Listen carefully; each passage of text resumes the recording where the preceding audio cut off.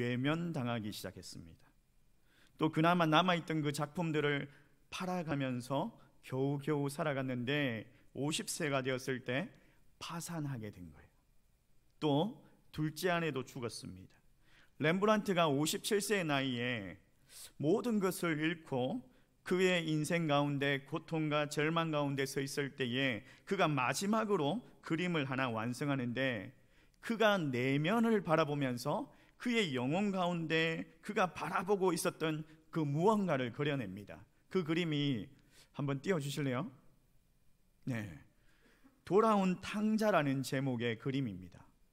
이 그림 많이 보셨죠? 이 그림이 누가복음 15장에 한 아버지가 나오는데 두 아들이 있는 한 아버지가 나오죠. 근데 둘째 아들이 자기의 유산을 미리 받아서 먼 나라로 가서 그의 재산을 다 탕진해버리고, 그리고 나서 아버지께 돌아옵니다. 근데 그 아버지가 그 둘째 아들 탕자, 이 아들을 품에 안아주시는 그런 장면입니다. 근데 이 그림을 자세히 보시면 밝은 부분이 있고 또 어두운 부분이 있습니다. 대조적이죠. 빛으로 보이는 부분은 따뜻하게 정말 화해와 용서를 표현하고 있고, 또 어둠 속에는 질투와 무정함으로 표현을 하고 있습니다.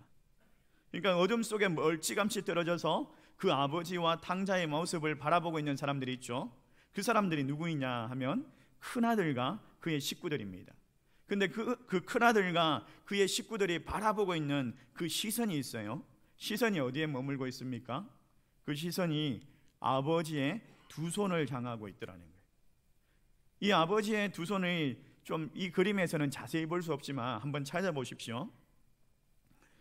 한 손, 왼손에는요, 보면 왼손에는 힘줄이 두드러지게 막 보입니다. 그러니까 강인한 손을 보이죠. 또 왼손이 좀 더 큽니다. 근데 오른손은 가늘고 부드럽게 아들의 등 위에 손을 얹고 아들의 등을 만지면서 위로하고 용서해주는 그런 손을 표현하고 있더라는 거예요. 그러니까 이 렘브란트가 마지막에 완성한 그의 인생의 마지막 작품인 돌아온 탕자를 통해서 하나님의 공의와 하나님의 사랑을 표현했던 거죠. 렘브란트가 정말 예전에는 화려하게 살던 그 시절이 지나가고 나니까 그의 영혼에, 그의 내면의 빛을 바라보게 된 거예요. 그리고 그 빛에 눈을 뜨게 된 거예요. 보이지 않는 세계가 더 중요하다는 것을 알게 된 거예요. 그러면서 그가 빛 가운데 하나님을 발견하고 하나님 우리를 안아주시는 것들을 표현하면서 그 그림을 완성한 겁니다. 오늘 우리가 읽었던 이 본문에도 예수님께서 우리 가운데 빛으로 오셨다라고 말하고 있습니다. 그리고 그 빛으로 오신 예수님께서 하나님을 아버지로 우리에게 소개하고 있습니다. 하나님께서 사도 요한에게 이 요한복음을 기록하게 하시는데, 요한복음을 기록하게 하신 목적이 있더라는 거예요. 요한복음 20장 31절 말씀인데 우리 같이 한번 읽어보도록 하겠습니다. 같이 읽습니다. 시작. 오직 이것을 기록함은 너희로 예수께서 하나님의 아들 그리스도이심을 믿게 하려 함이요 또 너희로 믿고 그 이름을 힘입어 생명을 얻게 하려 함이니라. 자, 이 말씀해 보니까 요한복음의 핵심 단어 세 가지가 나오죠. 하나님의 아들 예수 그리스도, 하나님의 아들 예수, 또 믿음, 생명. 그러니까 이 말을 다 종합해서 말을 한다면 하나님의 아들 예수 그리스도를 믿음으로 생명을 얻습니다 라는 말을 요한복음에서는 하고 있는 거예요. 예수 그리스도가 누구시냐? 그걸 중점으로 이야기를 하고 있는 거예요. 요한복음은 사복음서에 속해 있습니다. 그런데 공간복음에는 속하지 않았습니다. 공간복음이라고 하면 마태, 마가, 누가복음이죠. 70%의 공통된 내용들이 기록되어 있다라고 해서 공간복음이라고 합니다. 이 공간복음은 예수님께서 갈릴리 사역을 중심으로 해서 예수님의 그 생애를 기록하고 있습니다. 근데 요한은 예수님께서 예루살렘에서 사역했던 그 배경을 중심으로 해서 예수님의 말씀과 예수님의 삶을 중심으로 기록하고 있는 거예요. 사도 요한은 예수님께 가장 사랑받는 제자였습니다. 사랑받는 자녀들은 사랑받을 짓을 합니다. 그렇죠? 사랑받을 짓을 한다라는 거예요. 그러니까 예를 들어서 제자들이 함께 있지 않은 시간에도 사도 요한은 함께 있었던 거예요. 그러니까 이런 거예요. 공간복음에는 니고데모의 이야기가 나오지 않습니다. 그러니까 제자들이 다 자러 갔겠죠. 잠자리에 다 들어가 있을 때에 그 한밤중에 니고데모가 찾아오는 거죠. 그때 그 자리에 있었던 사람이 사도 요한이었다라는 거예요. 사도 요한이 그것을 보고 그것을 정확하게 기록하고 있는 거죠. 예수님과 오랜 시간을 함께 했던 거죠. 사랑받을 일을 했던 거예요. 요한은 예수님은 참 하나님이시다, 예수님은 참 사람이시다, 이 말을 하고 있는 거예요. 그러면서 하나님이신 예수님, 어떻게 하나님이신가를 말하기 위해서 그는 족보로 시작하고 있지 않습니다. 그러면서 태초에 하나님께서 예수님과 함께 하셨다는 것을 소개하는데, 요한복음 1장 1절 말씀해 보니까 태초에 말씀이 계셨다라고 시작을 합니다. 로고스, 그 말씀이라는 단어가 예수님이신 거죠. 이 말씀이 창세기 1장을 연상케 합니다. 창세기 1장 3절 말씀해 보니까 하나님이 이르시되 빛이 있으라 하시니 빛이 있었고, 또 4절 말씀해 보니까 빛이 하나님 보시기에 좋았더라, 하나님이 빛과 어둠을 나누사라고 말씀하십니다. 창조 때 성부 하나님, 성자 하나님, 성령 하나님, 삼위일체 하나님께서 함께 천지를 창조하셨다는 거예요. 그리고 어둠 가운데 빛을 창조하셨습니다. 그리고 그것을 보시고 심히 좋았다라고 말씀하셨습니다. 그렇게 하나님께서 좋은 세상을 만드셨는데, 이 세상에 하나님과 맺은 그 언약을 인간들이 불순종하죠. 세상이 어기죠. 그로 인해 가지고 세상 가운데 다시 어둠으로 가득 차게 되었습니다. 인간은 죄로 인해서 죽음으로, 그리고 고통과 절망으로 그렇게 나아갈 수밖에 없게 된 거예요. 모든 사람이 죽음에 대한 두려움 가운데 살아가고 있습니다. 죽지 않는 사람이 어디 있습니까? 사람들이 그 죽음을 이겨보려고 자기 나름대로 노력하고 자기 나름대로 살아보고 자기 만족을 위해서 살아갑니다. 근데 자기 중심적인 삶에 갇혀 살다 보니까 내 스스로 내가 구원할 수 있다, 이런 헛된 기대감을 가지고 또 살아가더라는 거예요. 하나님께서 이런 아무런 소망 없는 그 어두운 세상 가운데 생명의 빛을 비춰주셨는데, 말씀이 육신되어 이 땅 가운데 예수님께서 죽음과 절망 가운데 살아가는 그 인간들에게 영원한 생명을 주시기 위해서 빛으로 오셨다라는 거예요. 어두운 세상을 밝히시면서 새로운 기쁨과 새로운 생명과 새로운 자유를 허락하여 주셨다라는 거예요. 사람의 육신을 입고 빛으로 이 땅에 오신 예수님. 근데 세상 사람들은 두 가지의 반응으로 나누어지게 되었죠. 빛으로 오신 예수님을 생명의 주인으로 믿고 받아들이는 사람이 있는가 보면, 예수님이 누구신지 알지 못하고 오히려 배척하고 예수님을 영접하지 않는 사람들이 있더라는 거예요. 10절 말씀입니다. 우리 같이 한번 읽어볼까요? 10절 11절 말씀 같이 읽습니다. 시작. 그가 세상에 계셨으며 세상은 그로 말미암은 지은 바 되었을 때 세상이 그를 알지 못하였고 자기 땅에 오매 자기 백성이 영접하지 아니하였으나. 세상이 그를 알지 못하였다. 세상이 지식적으로 예수 그리스도를 아는 것을 말하는 것이 아닙니다. 관계적인 면에서 예수 그리스도를 알아가는 거예요. 많은 사람들이 지식적으로 예수님을 알고 있습니다. 예수님은 성인이십니다, 예수님은 선지자입니다, 예수님은 좋은 선생님입니다 라고 인정을 하지만 예수님을 생명의 주인으로 나의 구세주로 믿지 않는다라는 거예요. 왜 세상 사람들이 예수님을 믿지 못합니까? 사도 요한은 이 세상에 빛으로 오셨기 때문이다 라고 말하고 있어요. 왜 세상 사람들이 빛으로 오신 예수님을 알지 못하고 그 예수님을 배척하고 있습니까? 어둠 가운데 있기 때문이죠. 어둠 가운데 있기 때문에. 여러분은 빛을 좋아하십니까? 어둠을 좋아하십니까? 어떤 걸 좋아하세요? 검은색 옷을 많이 입고 오신 거 보니까 어둠을 좋아하시는 거죠. 저희 아들이 사춘기인데 이 사춘기 아이들은 좀 어둠을 좋아하더라고요. 보니까 대부분의 사람들은 밝은 데를 좋아하고 빛을 좋아합니다. 그렇지 않습니까?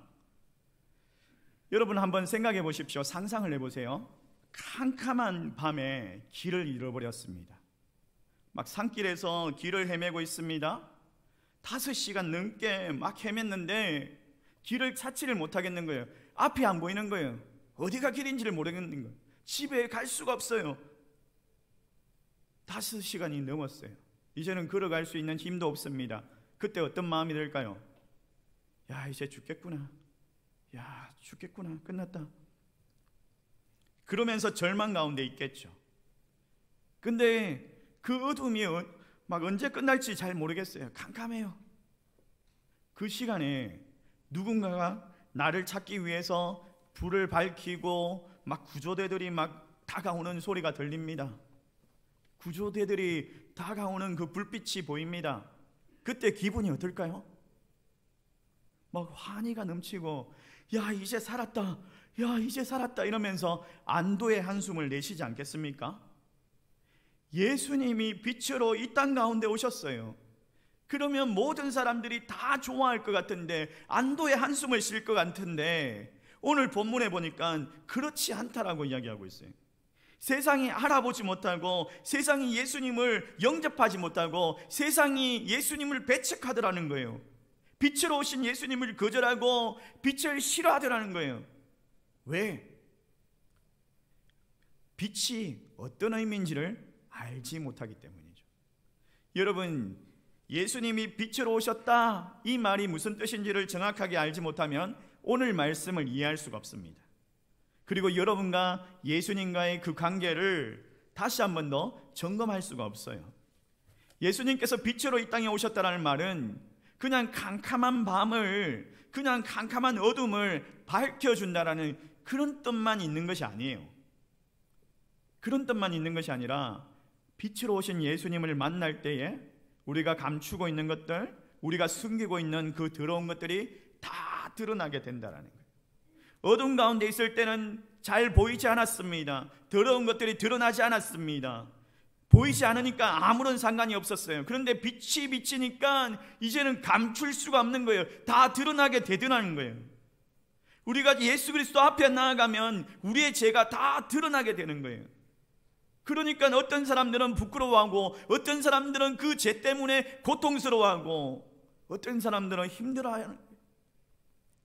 빛으로 오신 예수님께서 이 땅 가운데 어둠을 밝히시고 우리의 내면의 어둠을 밝히시니까 좋을 것 같은데 그렇지 못한 거예요. 나만 알고 있는 그 추악한 죄들, 내 과거들, 또 내 현재의 그 이중적인 생활들, 얼마나 악한지, 얼마나 숨겨놓은 것들이 많은지, 그 죄들이 하나님 앞에서, 예수 그리스도 앞에서 다 드러나게 되더라는 거예요. 그때 두 가지의 반응이 있습니다. 어떤 사람들은 회개하는데, 어떤 사람들은 더 숨어버려요. 더 내 중심으로, 더 내 만족으로 더 숨어버리는 거예요. 돌 밑에 어둠 가운데 숨어 사는 이 벌레들이 있죠. 근데 그 돌을 탁 들면은 막 환하게 빛으로 드러나니까 이 돌 밑에 숨어 살던 그 벌레들이 다른 곳으로 막 옮겨가면서 숨어버립니다. 그것처럼 드러나는 것이 부끄러워서, 드러나는 것이 고통스러워서 숨어버리더라는 거예요. 누가복음 18장에 보면 두 사람이 기도하러 성전으로 올라갑니다. 하나는 바리새인이고 하나는 세리였습니다. 바리새인은 따로 서서 기도하는데, 하나님이여, 나는 다른 사람들처럼 토색하거나 또 불이나 간음하는 자들처럼 같이 아니하였습니다. 그리고 이 세리와도 같이 아니함을 감사합니다 라고 기도하면서 오히려 자기 행위를 만족하고 자기 행위를 자랑하는 기도를 합니다. 그런데 세리는 멀리 서서 감히 하늘을 바라보지 못하고 가슴을 치면서 하나님이여 불쌍히 여기소서, 나는 죄인이로소이다.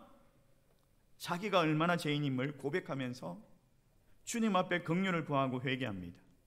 예수님께서 그들을 보시고 바리새인이 아니라 세리가 의롭다 하심을 받고 집으로 내려갔다라고 말씀하십니다. 여러분, 세리와 바리새인 중에 누가 어둠 속에 사로잡혀 있는 사람인 것 같습니까?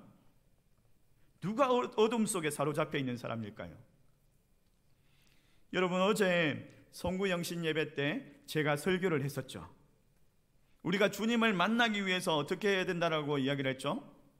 어떻게 해야 됩니까? 말씀, 기도, 두 가지. 말씀과 기도에 내 인생이 달려있다라는 것을 생각하면서 말씀과 기도에 집중하고 올 한 해는 정말 성경 읽도, 또 새벽 예배 한 주에 한 번 이상 이렇게 작정하면서 한번 해보자고 그렇게 이야기를 했었죠. 근데 또 하나가 더 있어요. 우리가 주님을 만나기 위해서 또 하나가 더 있습니다. 그게 뭐냐면 회개하는 거예요. 회개하는 거예요. 빛으로 오신 예수님 앞에 나아갈 때 회개하지 아니하면 주님을 만날 수가 없는 거예요. 빛으로 오신 예수님 앞에 드러날 때에 숨어버리면 그 주님을 만날 수가 없는 거예요. 회개하는 거예요. 회개하는 거예요. 만일 우리의 죄를 자백하면 그는 미쁘시고 의로우사 우리의 죄를 사하시고 우리를 모든 불의에서 깨끗하게 하실 것이다 라고 말씀하셨습니다. 우리의 죄를 회개할 때에 주께서 용서해 주신답니다. 빛으로 오신 예수님 앞에 나아가 회개하는 사람들에게 하나님께서 세 가지를 약속하셨어요. 첫 번째로 뭐냐면 영원한 생명. 이 영원한 생명을 주신답니다. 우리는 하나님이 기뻐하시지 않는 그런 죄 가운데 살았던 사람입니다. 영원하신 하나님을 대적하는 그 죄로 인해서 우리는 영원한 행복을 받을 수밖에 없는 그런 존재들이었습니다. 그래서 성경은 로마서 6장 23절 말씀에 죄삭선 사망이요 하나님의 은사는 그리스도 예수 우리 주 안에 있는 영생이니라. 죄삭선 사망이다. 죄로 인해서 우리가 죽음이 우리에게 찾아왔다라고 말하고 있습니다. 근데 하나님께서 우리에게 영생에 이르는 길을 보여주셨습니다. 죄가 없으신 예수 그리스도 이 땅 가운데 우리와 같은 인간의 몸으로 보내어주시고 우리의 죄를 대신해서 우리가 행벌을 받아야 되는데 우리를 대신해서 죽으시고 사흘 만에 죽은 자 가운데서 다시 살아나시고 어둠과 죄와 권세 가운데서 사망의 권세 가운데서 이기시고 승리하신 거예요. 우리가 예수 그리스도를 믿음으로 인해서 우리가 받아야 하는 그 형벌을 면하게 되었고 또 우리가 그 죄로부터 구원받게 되었다라고 영생을 주신다라고 말씀하셨어요. 빛으로 오신 예수님 앞으로 나아가면 영생을 받을 수 있습니다. 빛으로 오신 예수님이 누구신지, 그분이 왜 이 땅에 오셨는지, 그분이 어떤 일을 행하셨는지 그분을 믿을 수 있기 위해서 그 영원하신 주님 앞으로 나아가야 한다라고 말하고 있습니다. 여러분, 빛으로 오신 예수님을 만났던 사람들이 있습니다. 그들은 그 빛으로 오신 예수님을 만나고 그들이 영생을 받았다라는 것을 확신할 수 있었어요. 그래서 육신의 죽음 가운데서도 두려워하지 아니하고 그 육신의 죽음까지도 포기하고 나아가서 복음을 담대하게 전합니다.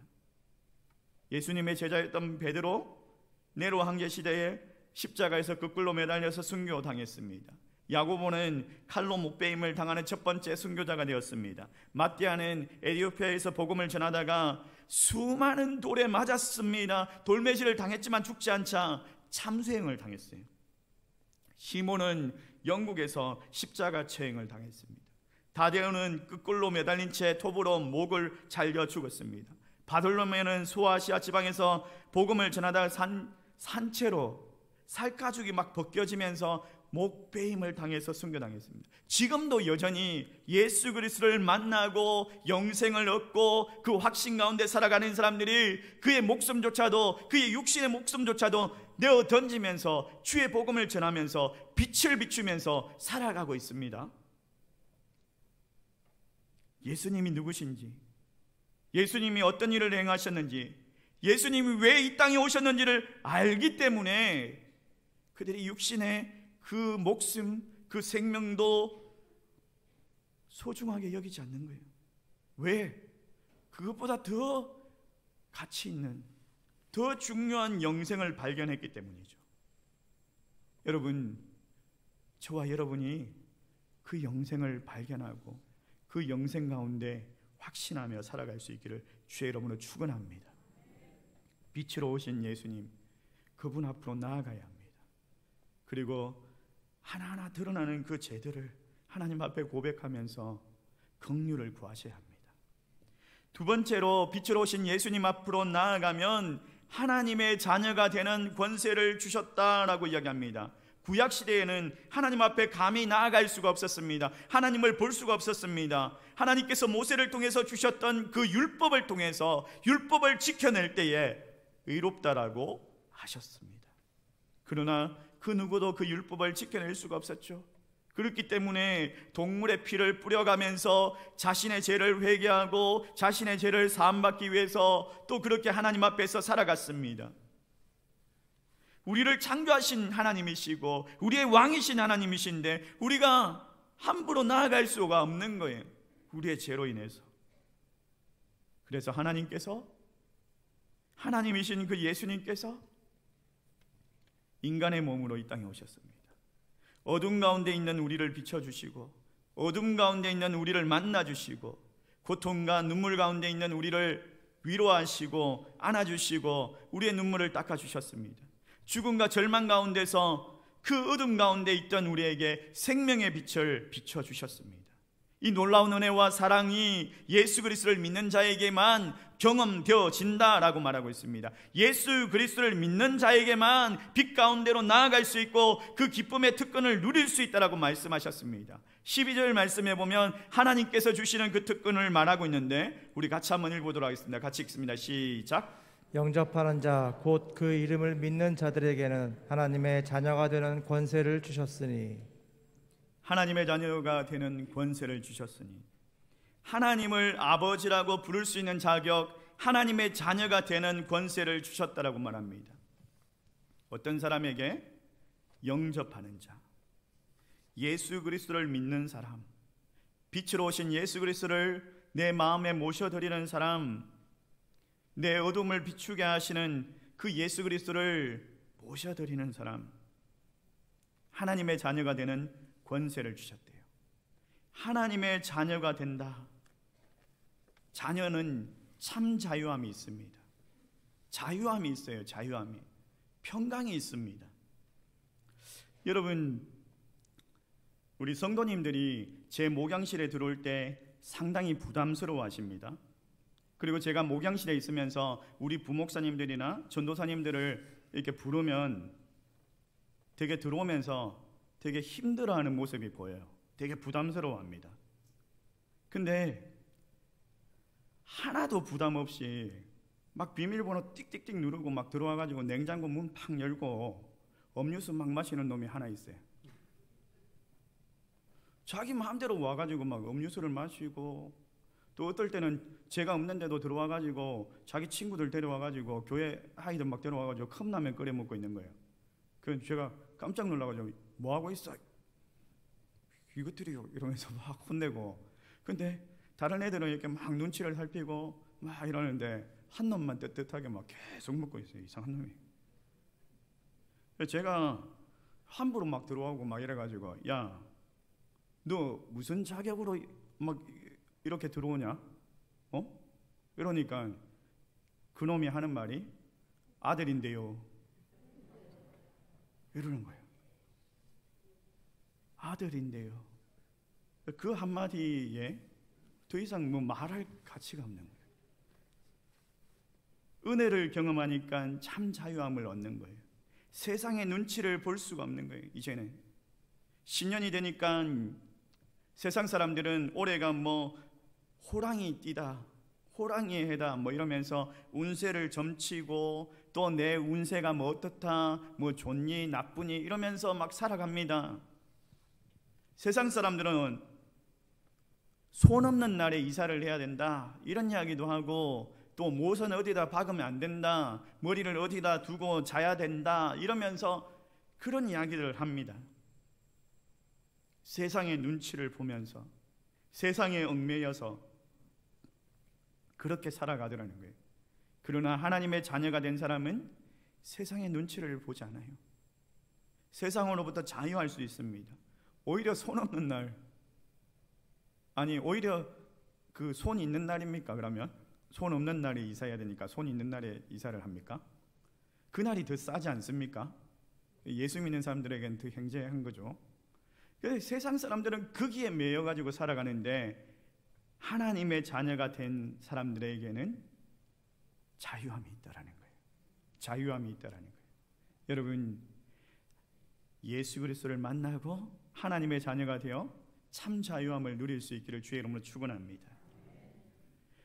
세 번째로 빛이신 예수님을 만나게 되면 은혜 위에 은혜를 경험하게 되더라는 거예요. 은혜 위에 은혜를 경험하게 되더라. 예수님이 빛으로 오실 때 우리의 지난날의 그 허물들을 드러내기 위해서만 오신 것이 아니라는 거예요. 우리의 허물과 우리의 죄로 정말 멀어져 있던 우리의 관계를 회복시켜 주시고 우리를 죄로부터 자유케 하시고 또 더 이상 마귀에게 종노릇하지 않게 하시기 위해서 오셨다는 거예요. 마귀는 끊임없이 우리에게 이야기합니다. 야, 고백하지 마. 야, 너의 과거를 다른 사람들이 알게 되면 어떻게 하겠어? 너의 그 마음에 악한 생각들이 다른 사람들이 알면 어떻게 하겠어? 야, 너 사람 취급 못 받는다? 야, 너 사람들이 너를 손가락질 할 거야? 뒤에서 수근수근 거릴 거야? 그냥 아무도 모르게 숨기고 살아. 겉으로만 교회 다니는 척하면서 살아. 이러면서 마귀가 우리를 종으로 사로잡고 끌고 가기 위해서 계속해서 고백하지 못하게 해요. 예수님 앞에 우리를 드러내지 못하게 합니다. 우리를 더 숨기고 그렇게 살아가라고 말합니다. 마귀가 우리를 끌고 가는, 마귀가 우리를 종노릇하게 하는 것은요, 우리의 죄를 숨기는 거예요. 그동안 우리가 우리의 죄를 숨기고 가리고 그로 인해서 하나님과의 관계가 실질적으로 경험되지 못하고 말씀이 우리 안에 충만하지 못하지 않았습니까? 예수를 믿어도 믿는 것 같지 않고 교회를 다녀도 교회를 다니지 않는 그런 삶을 살았지 않았습니까? 적당히 믿으라, 미치지 말라, 왜 그래야 합니까?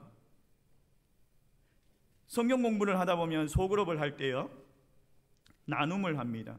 말씀을 가지고 우리가 어떻게 살았는지, 우리가 어떻게 살아갈 것인지 이런 고백들을 나눔을 하는데 자기의 연약함이나 자기의 악함이나 자기 가정의 그 연약함들을 내어놓지 못하는 사람들이 있어요. 숨기는 사람들이 있어요. 왜 그럴까요? 빛이신 예수님과 참된 교제가 없었기 때문이죠. 여러분, 더 이상 숨기고 감추고 살아가면 안 된다는 것을 말하고 있는 거예요. 빛이신 예수님 앞으로 나아갈 때 내 죄가 드러나게 되는데 회개하면 돼요. 우리가 더 이상 마귀에게 얽매여서 종로로 살 필요가 없다라는 거예요. 그것이 은혜 위에 은혜를 누리고 경험하게 되는 것입니다. 또 하나 은혜 위에 은혜를 누리는 것은 예수님이 아니면 볼 수 없는 진리를 보게 됩니다. 하나님 살아계십니다. 어떻게 알 수 있습니까? 18절 말씀에 이렇게 얘기하는데 우리 같이 한번 볼까요? 같이 봅니다. 시작.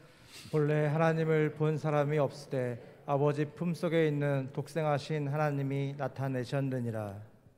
빛이신 예수님을 보게 되니까 진리를 발견하는 거죠. 하나님 나를 사랑하시는구나, 나를 향한 놀라운 계획을 가지고 계시는구나, 하나님의 자녀가 되었구나, 내가 영생을 받았구나.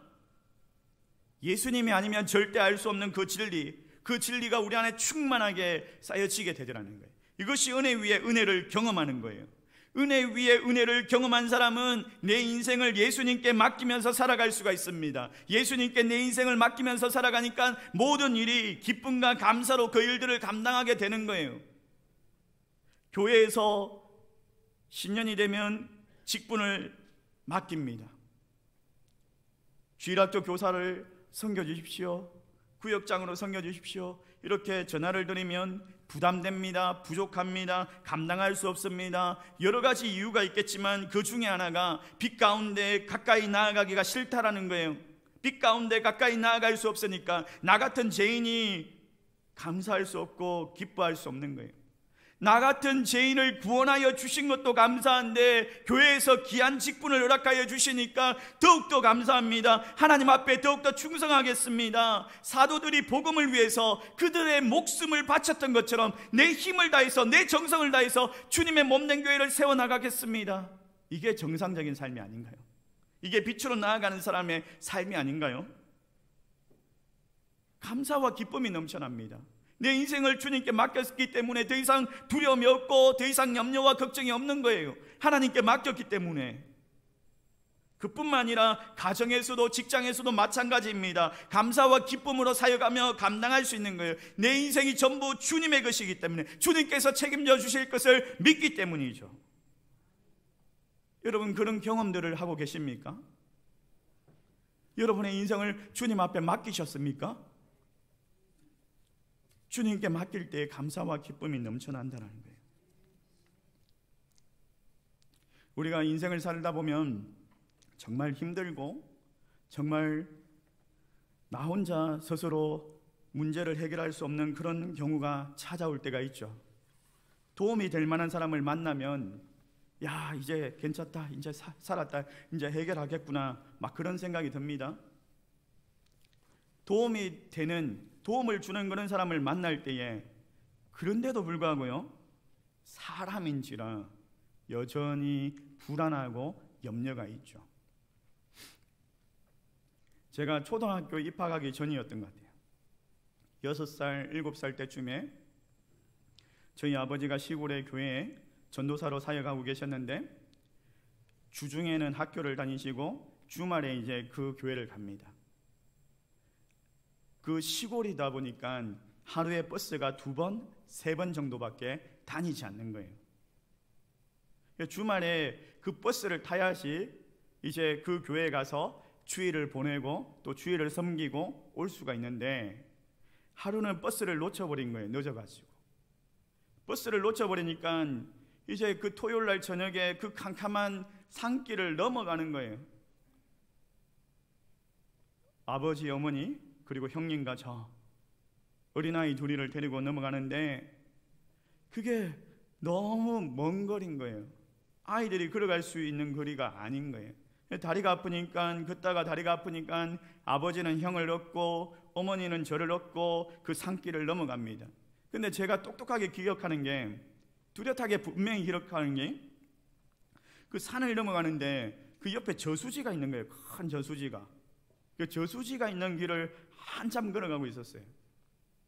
근데 걸어가고 있는데 조금 있으니까 1톤 봉고 트럭이 지나가는 거예요. 지나가다가 우리 가족을 발견하고 어디까지 가십니까? 태워드릴게요 라고 이야기를 하시는 거예요. 야, 이제 됐다, 이제 차 타고 갈 수 있겠구나, 이제 갈 수 있다 이러면서 막 안도의 한숨이 쉬어졌어요.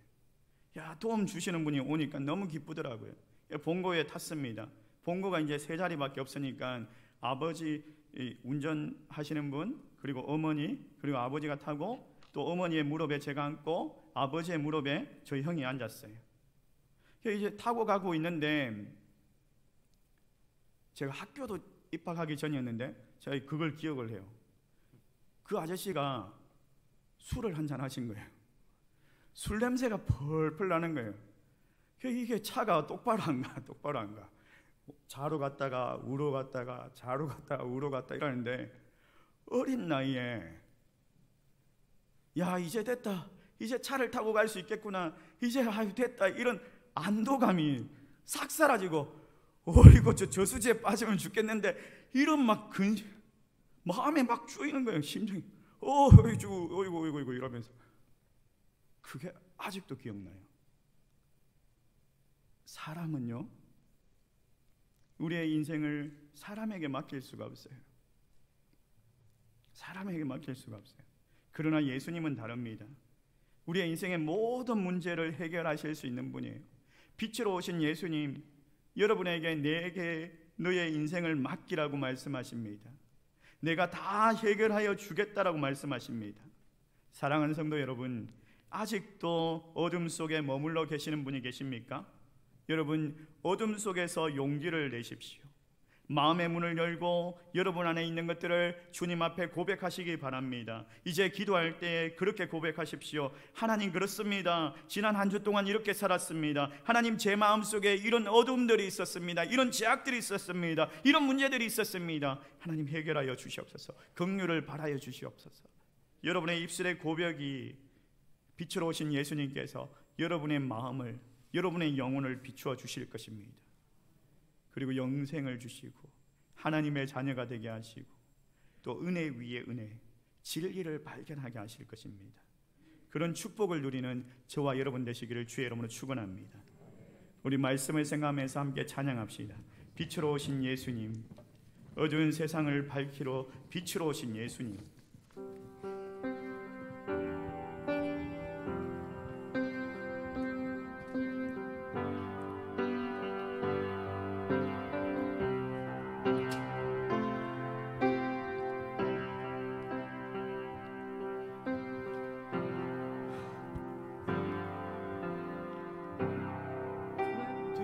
세상을 빛으로 오신 예수여, 어두운 세상을 밝히러 오신 예수여, 나의 어두운 마음속에 들어오셔서 나의 어두운 마음 밝혀주소서. 빛으로 오신 예수여, 빛으로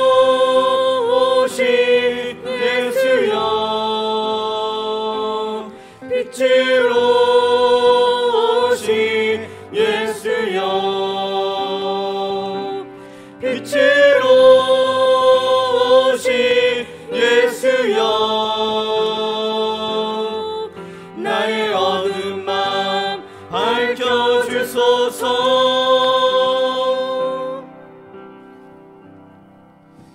빛으로 오신 예수님께 나의 어두운 마음을 밝혀달라고 그렇게 고백할 수 있기를 원합니다. 우리 다음 또 찬양합시다. 주님 당신은 사랑의 빛입니다.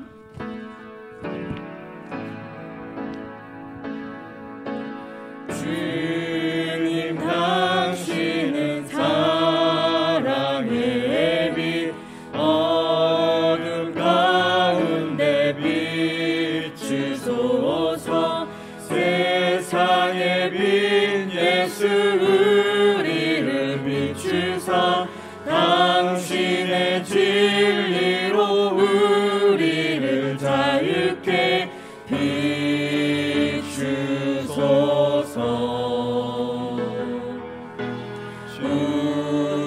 우리 위해 비추소서. 주님의 영광 온 땅 위에 부으소서. 내게 성령의 불을 넘치소서. 은혜와 긍휼을 열방 중에 전하소서. 빛 대신 주의 말씀.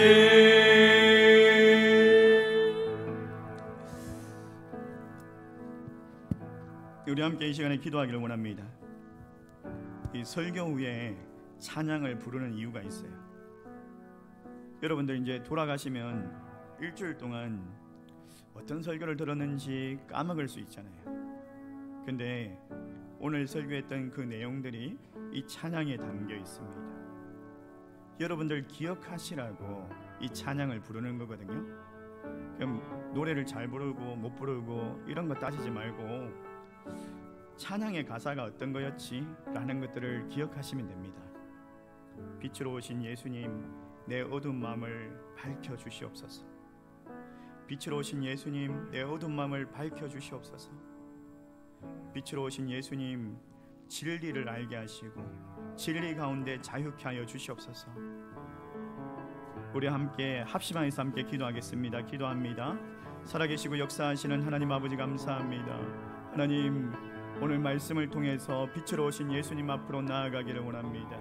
우리의 죄악들이 하나하나 드러날 때에 하나님 숨기지 아니하고 숨지 아니하고 하나님 앞에 고백하며 하나님 앞에 회개하며 하나님 내 연약함을 들어서 내 약함을 들어서 강하게 하시고 내 약함을 들어서 하나님의 영광이 드러나게 하여 주시옵소서. 하나님 아버지, 빛으로 오신 예수님 앞으로 나아가게 하여 주시옵소서.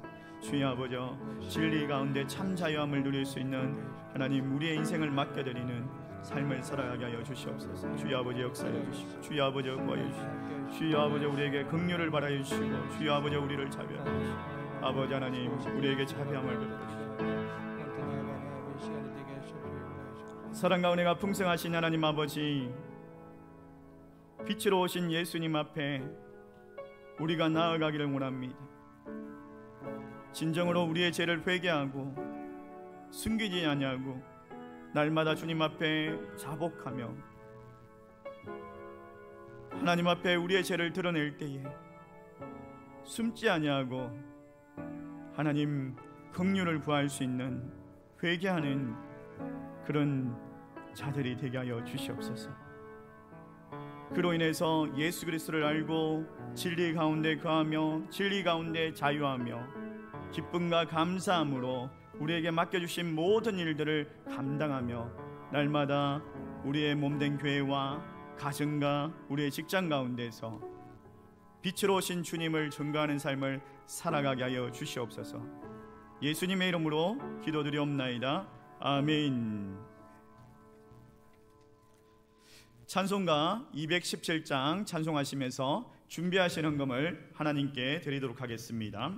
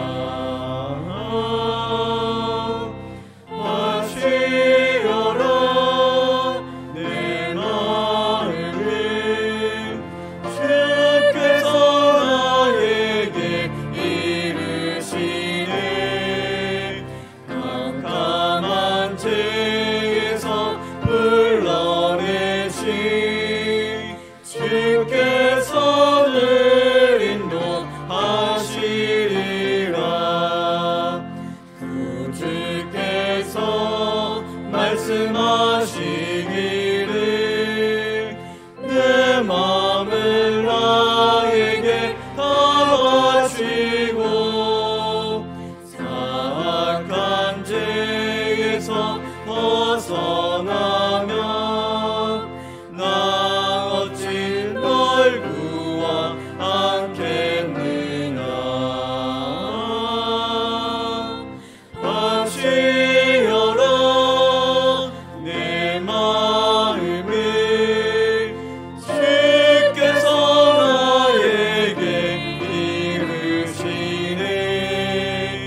캄캄한 죄에서 불러내신 주께서 늘 인도하시리라.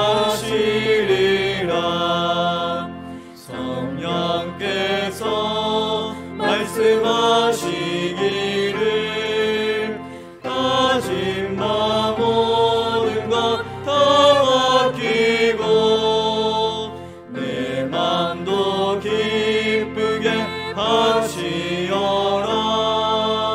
풍성한 은혜를 더하리라.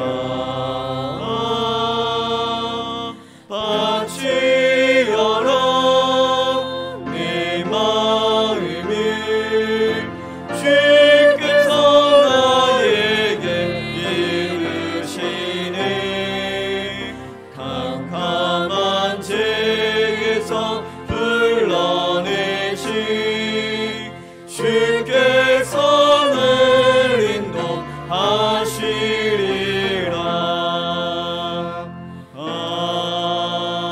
아멘. 우리 마음과 정성을 다해서 우리 헌금을 위해 기도하기를 원합니다. 우리 다 함께 일어나서 우리 손을 가슴에 얹고 우리 마음을 드리면서 함께 기도하겠습니다.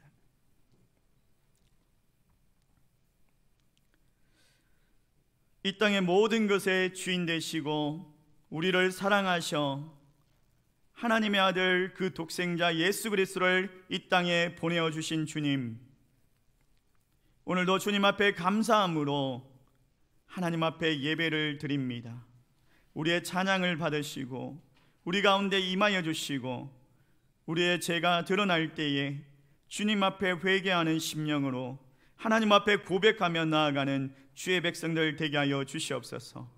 죄로부터 얽매이지 아니하고 자유함을 누리게 하시고 날마다 우리의 삶의 주인 되시는 주님을 더욱더 의지하면서 내 인생을 맡기며 내 평생을 주님 앞에 드려지는 삶을 살아가게 하여 주시옵소서.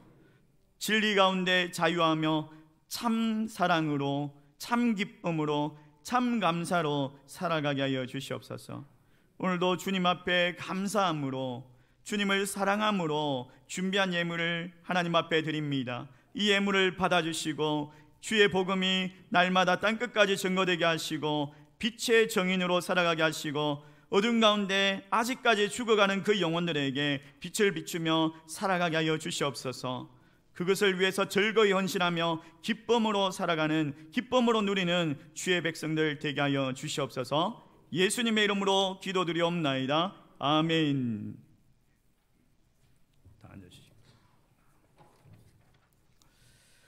오늘은 교육부서 졸업식이 있습니다. 우리 학생들, 졸업하는 학생들이 있는데 우리 여러분들에게 소개를 할 거예요. 또 영아부에서 유치부로, 유치부에서 유초등부로, 또 유초등부에서 중고등부로, 또 고등부에서 이제 대학부로 올라가는 우리 아이들이 어떤 아이들인지 한번 봐주시기 바랍니다.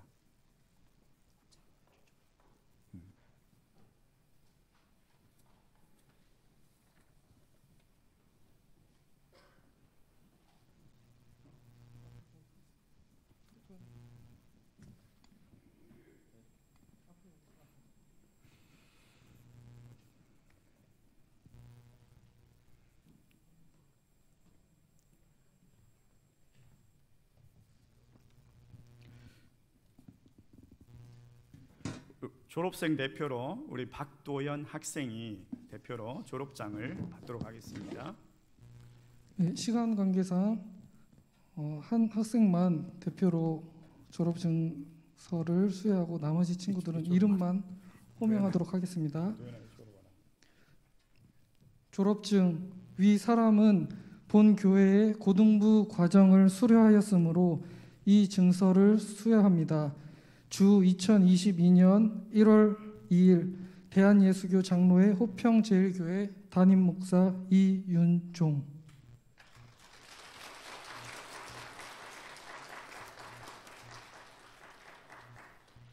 자, 그래도 아이들이 나왔는데 얼굴 한번 보시고, 자, 초등학생으로 올라가는 사람 손 들어보세요. 자, 초등학생, 유치원에서 이제 초등학교로 입학하는 친구들 손 들어보세요. 손. 예, 아직까지 어리버리합니다. 자, 이제 초등학생에서 이제 중학생으로 올라가는 우리 친구들 손 한번 들어보세요. 손 한번 들어보세요. 네. 딸내미들만 4명이네. 자, 우리 중학생에서 이제 고등학생으로 올라가는 친구들 손 한번 들어보세요. 네. 한 명이고, 여기 남자도 있고. 네. 이제 고등부에서 대학생으로 올라가는 친구인데 한 명만 있는 건 아닙니다. 오늘 참석을 안 해서 그렇지. 네, 대표로 참석했습니다. 박수로 환영해 주시고, 자, 들어가세요. 들어가세요 이제. 네, 들어가세요.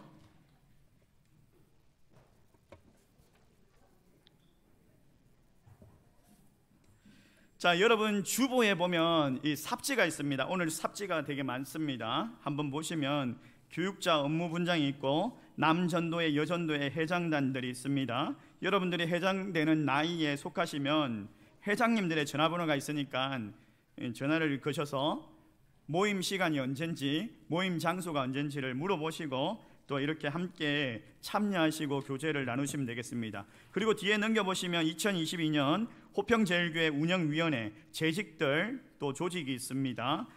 예배위원회, 전도위원회, 훈련위원회, 선교위원회, 층교위원회, 그리고 관리위원회, 재정위원회, 교육위원회, 이렇게 감사위원회까지 있으니까 내가 어디에 해당하는지를 한번 보시고, 여러분들이 이제 다 직분자라면 그 직분에 합당하게 사역들을 감당하셔야 됩니다. 자, 그리고 또 2022년 호평제일교회 서리집사 명단이 있습니다. 보시고, 자, 기존 서리집사님들이 있고 또 신규 서리집사님들이 있습니다. 신규 서리집사님들이 있는데, 자, 남자 신규 서리집사 15명, 또 여자 신규 서리집사 17명이 또 새롭게 세워지게 됩니다. 그리고 주일학교 교사 명단이 있습니다. 잽스 영어부, 그리고 유치부, 또 유초등부, 그 다음에 중고등부, 청년부, 그리고 장학팀, 이렇게 해가지고 있고, 그 다음 또 넘겨보시면 1교구 구역 편성포가 있는데, 우리 구역장님들이 어떤 분들인지, 구역원들은 어떤 분들인지 확인하시고 2교구 구역 편성표도 있습니다. 그리고 옆에 넘겨보시면 또 2022년 호평제일교회 목회 일정들이 있습니다. 다 참고하시고, 오늘 이 시간에 특별히 우리 서리집사 임명식을 갖도록 하겠습니다. 요 주보 찹시의 명단에 있는 분들은 다 일어나 주시기 바랍니다. 제자리에 일어나 주십시오. 우리 기존에 있던 서리집사님들과 또 신규 서리집사님들도 일어나 주시면 되겠습니다. 자리에 일어나 주십시오. 네.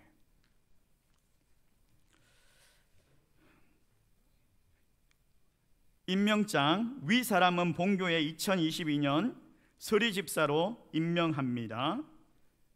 2022년 1월 2일 호평제일교회 담임목사 이윤종. 박수로 환영해 주십시오.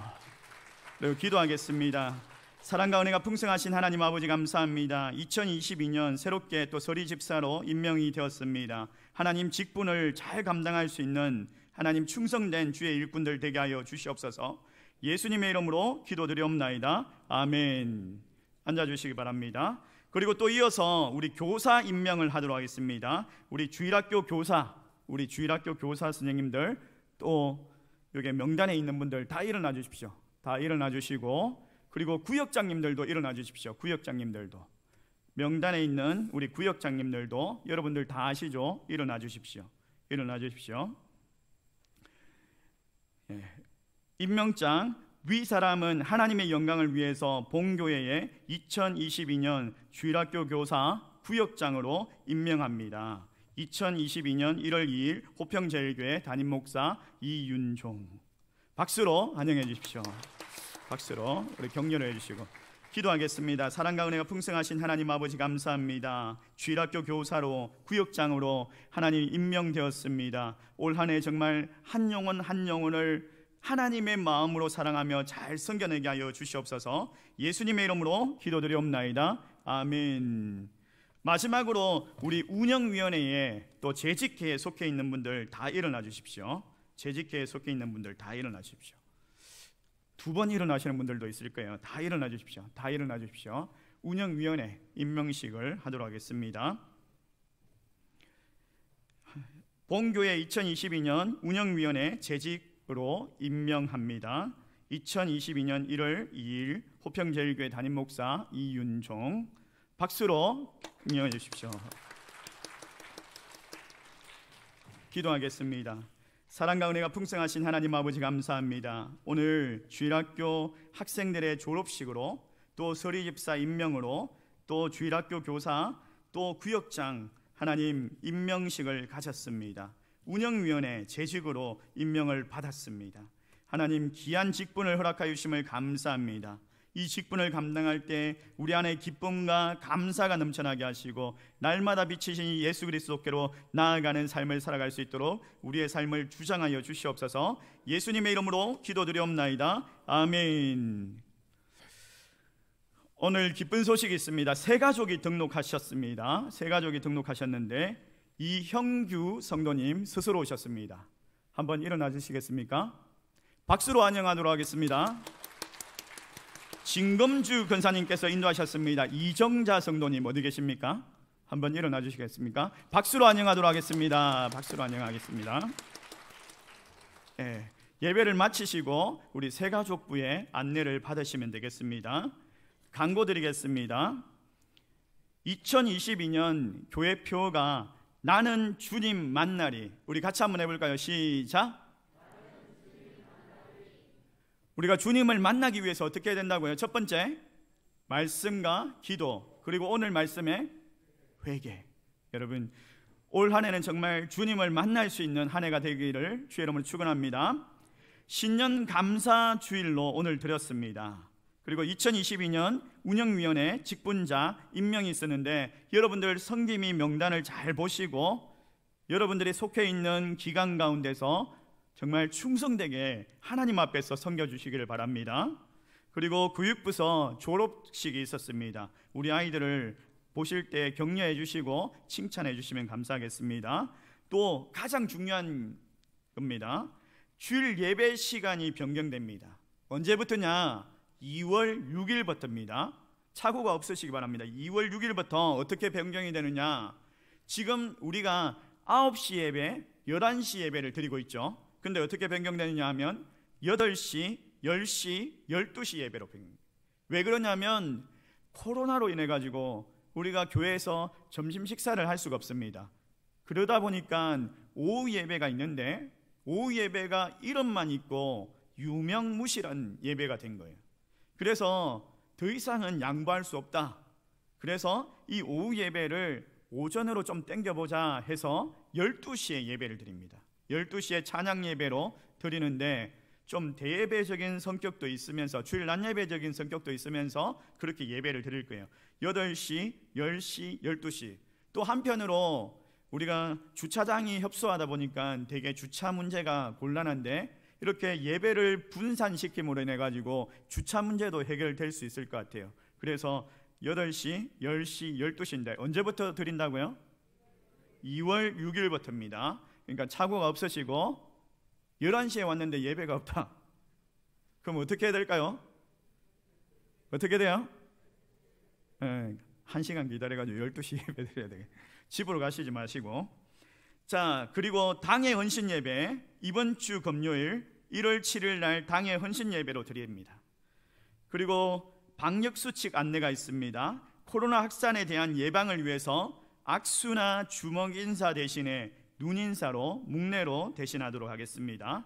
연말 정산 신청 있습니다. 연말 정산 신청하실 성도님들은 이름과 주소와 전화번호를 담당 교구 교육자에게 보내주시면 되겠습니다. 또 교적 변경 신청, 연락처 주소 교적을 수정하시기를 원하시는 성도님들은 아래에 있는 담당 교구 사역자들에게 연락 주시면 되겠습니다. 다 일어나시기 바랍니다. 우리 찬송가 620장 찬송하시겠습니다.